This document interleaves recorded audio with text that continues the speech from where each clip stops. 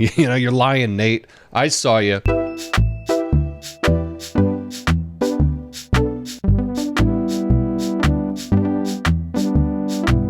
Hey, thanks for joining me today. It's Friday, August 27th. It's usually a Fact Check Friday, but I don't have one for you today. I've been working on a fact check where I'm dunking on a very popular YouTube channel, and I just want to make sure that I do a good job with it. So I've put that video on pause today, and I just want to talk about what's happening in Afghanistan. But first, flame on. Thanks for hitting that like button. I do appreciate that I'm getting like 40% of the people that watch the videos hit the like button. That means a lot to me. That means that you care that I took time to make this video, because I'm certainly not making any money doing this. So I do appreciate your thumbs up, and I appreciate you sharing this with other people. But today I want to talk about what's going on in Afghanistan, and that it just reminds me of the 2016 election. Now, let me share why. If you remember, back in the 2016 election, the entire media said that Hillary Clinton was going to win. It's a slam dunk, 98% chance. This is a done deal. It's Hillary Clinton is going to win this thing. And every media expert, every media source, mainstream media, all the channels, they all said Clinton's running away with this. And it turned out that wasn't true. And then you ask yourself, was it because they were all ill-informed, they were just not very good at their job, or were they pushing a certain narrative? They were told to say that, create some more momentum. I don't know.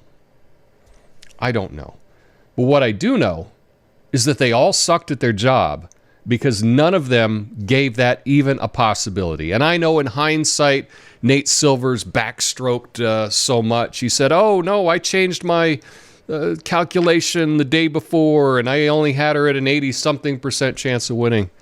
Nonsense. You're lying, Nate. I saw you. All going up to the election, you said he had no chance. You were wrong. All the experts were wrong in the 2016 election. And here we are with the ending the Afghan war. And it's true.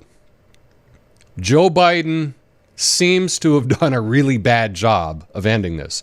And I would love to jump on the train of dunking on Joe Biden because, yesterday how he put his head down and he was biting his fist or something. I don't know what he was doing. It was a really bad look. He looks pathetic. He looks weak. He looks like he has dementia. That's just how he looks.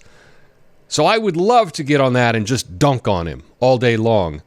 But for whatever reason, the entire media has now turned on Joe Biden, saying that he's not doing a good job. And while I think that might be true, it's interesting that they only did that when he's ending a war.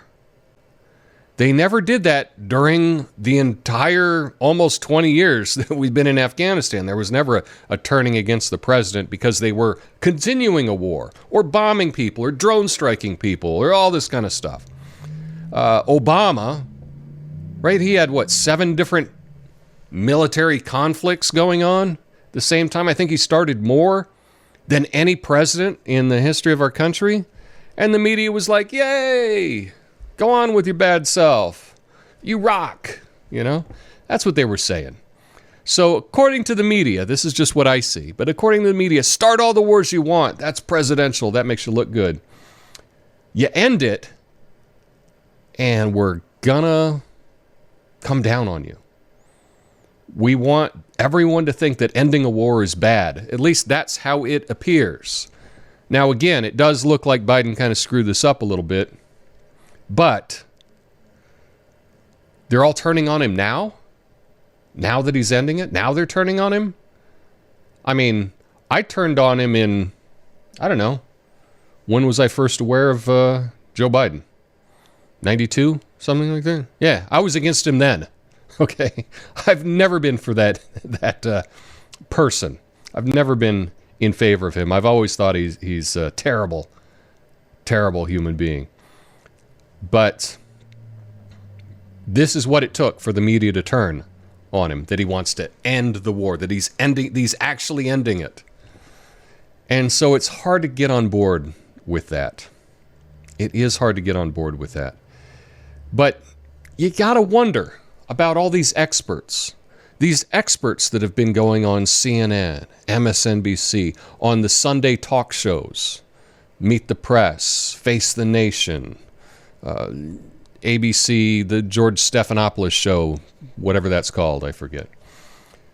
And these experts have been going on talking about how Afghanistan's been going well and how we've been training everyone well, and we just need a little bit more time and maybe another $1 trillion or so, but maybe just another year or two. But this is really going somewhere. This is going to be good. And every single one of these experts was wrong. Now, did they know they were wrong? I don't know. I can't read minds. But either they're terrible at predicting things, they're terrible at their understanding of what was happening in that region of the world, or they're lying. And either way, that's really bad. But all of these experts, they're all going to keep their job. Not a single one is going to be like, well, you can't come on Meet the Press anymore because you gave us all this bad information. You can't be our CNN contributor anymore because you got Afghanistan so wrong. Oh, no. Every single one of those experts, they're just going to continue. They're just going to continue to go on TV and lie to the American people. Now, with the 2016 election, because everyone got it so wrong, they had to rewrite history. They had to say, it couldn't have been an actual election. It had to have been the Russians, disinformation and Facebook memes and things like that. Macedonia, they were buying Twitter ads or something, and therefore all these people voted the wrong way and they got misinformation, and that's why Trump won. They had to come up with all kinds of nonsense that turned out to be baseless.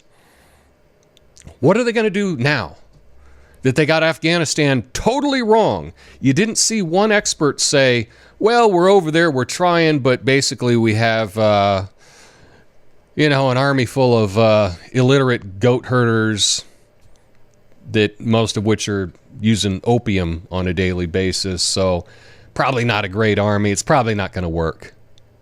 I didn't see one expert come out and say that. Did you? If you did, let me know in the comments, because I do want to give someone credit for getting this right, but I don't see anyone that got this one right. No one at all. How can you be this wrong and keep your job? How can you be this wrong and continue to go on TV and expect to have credibility? Well, the reason is because of you. That's right. You continue to watch them. You continue to watch these liars. You give them airtime. You watch their TV shows, and that's why they continue to do it. Now, some cable channels' ratings are down and whatever, but that's why they can continue to do this, because nobody seems to care. Oh, you got it wrong for 20 years, and then you just change your mind. You go, okay, well, all right, on to the next. So that's just my thought. That's a corollary between the 2016 election and the withdrawal from Afghanistan. Just my take. Let me know your thoughts. Have an awesome weekend. Peace.